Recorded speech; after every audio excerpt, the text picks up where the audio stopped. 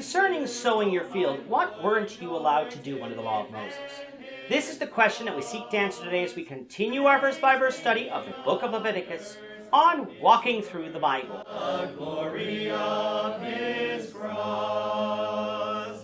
If you have a Bible with you, turn to Leviticus chapter 19. We're going to be reading from verses 11 to 19. If you don't have a Bible, don't worry. Just follow along with us on the screen. The version that we'll be reading from is the New King James Version. So, Leviticus 19, beginning of verse 11. You shall not steal, nor deal falsely, nor lie to one another. And you shall not swear by my name falsely, nor shall you profane the name of your God. I am the Lord. You shall not cheat your neighbor, nor rob him. The wages of him who is hired shall not remain with you all night until morning. You shall not curse the deaf, nor put a stumbling block before the blind, but shall fear your God. I am the Lord.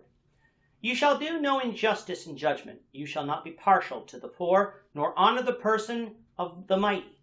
In righteousness you shall judge your neighbor. You shall not go about as a talebearer among your people, nor shall you take a stand against the life of your neighbor. I am the Lord.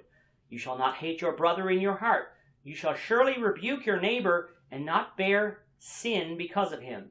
You shall not take vengeance, nor bear any grudge against the children of your people, but you shall love your neighbor as yourself. I am the Lord. You shall keep my statutes. You shall not let your livestock breed with another kind. You shall not sow your field with mixed seed, nor shall a garment of mixed linen and wool come upon you. In this chapter, what we have are a bunch of laws listed that seemingly have nothing to do with each other. Simply reading these laws separately might make it seem that God had finished giving the majority of the laws that he wanted followed, and was now giving the leftovers, quick little laws about little things pertaining to daily life. But in verse 2 of this chapter, God had Moses tell Israel that you shall be holy, for I, the Lord your God, am holy. As we said in the last lesson, we often associate holiness with righteousness and sacredness, but the word also carries with it the idea of separateness. Holiness is the separation of righteousness from wickedness. Holiness is the separation of the sacred from the profane. God is completely holy. He is completely separate in all things from his creation. Because God is holy, he wants his children to be holy. If we understand this passage in the light of God's desire for the children of Israel to be holy, now all of a sudden, it's not just a list of seemingly disjointed laws, but ways of how the children of Israel would be separate from the nations round about them. They would keep the Sabbath. They wouldn't worship idols. They would offer willing sacrifices. They would revere father and mother, and they would care for the poor. Now, yes, some in the heathen nations would do some of these things, but on the whole, those societies didn't do these things.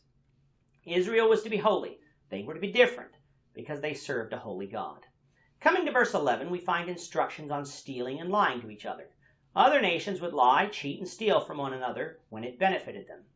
It still happens today. Israel was to be separate.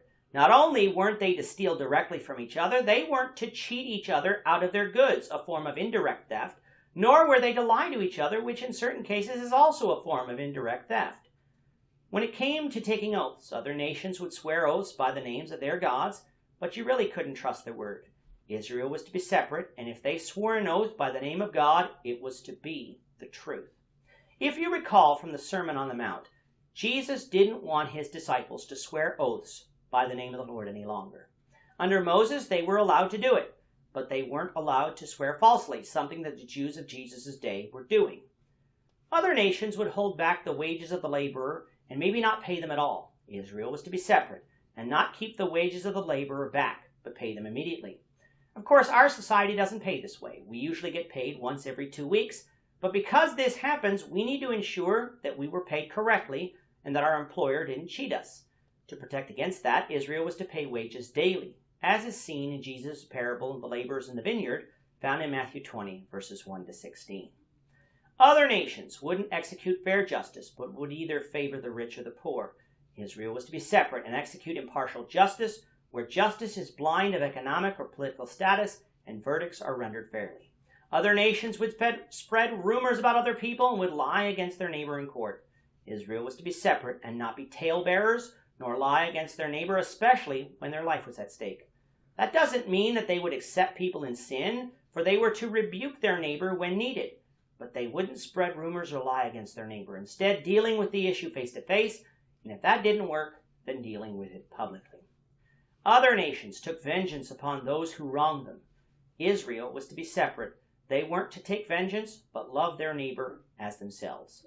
Jesus taught this principle numerous times in the New Testament, as did the apostles and other inspired writers, so this law is even for us today. Now, when we come to verses 19 and 20, people get confused as to why God gave the instructions that they weren't to breed animals of different kinds, they weren't to sow different types of seed together in the field, or wear garments of two different fabrics. After reading some of the commentaries' explanations, some of those make sense while others do not. In actuality, though, I believe it really has to do with verse 2 and God's holiness and the desire for Israel to be holy.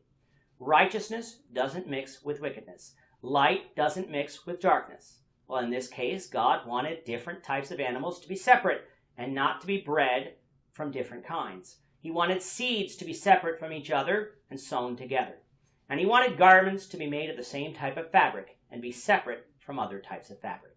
It symbolized holiness, separateness, and would distinguish the nation of Israel from other nations. If there was any other considerations, God did not reveal them, so we'll leave those considerations to God. We'll continue with chapter 19, the Lord willing, in the next lesson. With that, our time is up for today. The Lord willing, we hope you'll join us for tomorrow's discussion of Leviticus chapter 19, verses 20 to 25, as we continue our walk through the Bible, one verse at a time. Thank you for watching today's episode.